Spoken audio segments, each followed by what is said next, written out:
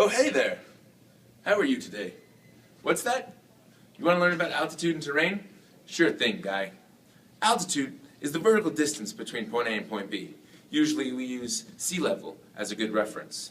And it's pretty much, how high you are.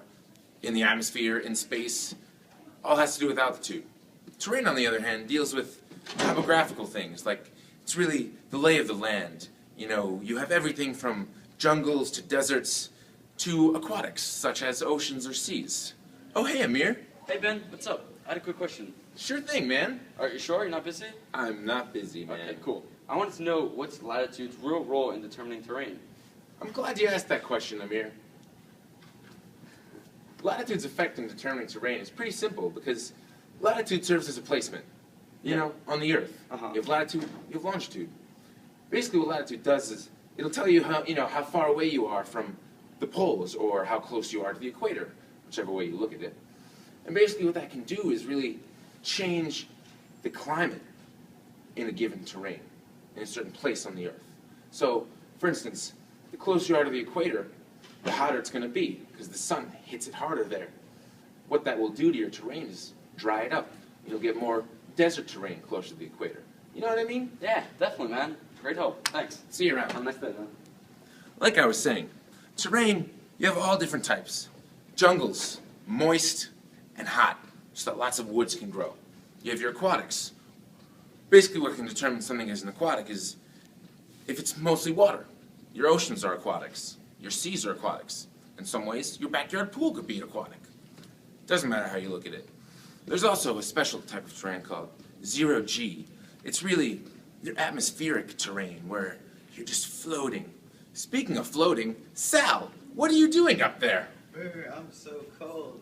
You're so cold. Yeah. Would you like to know why? Yeah, why am I so cold? It's because you're standing on a chair, Sal. So you're higher up than I am. The higher you go in an altitude, the colder it's going to be because the air is thinner. Wow, thanks, Ben. I hope you warm up soon, Sal. Me too. Maybe if you get down, you'll warm up because the air will be thicker and therefore trap more heat. Good idea. Good. Thanks, Ben. Okay. Have a good day. You too. So, where was I? Oh yes, wait a second.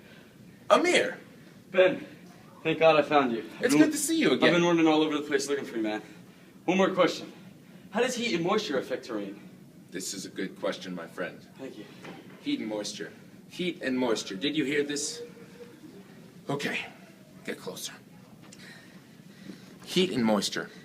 Basically what happens is, the hotter it is, or the colder it is, depending on how you want to look at heat. Oh, hello. Heat is like temperature. You have hot, you have cold. Moisture, you have dry, you have wet.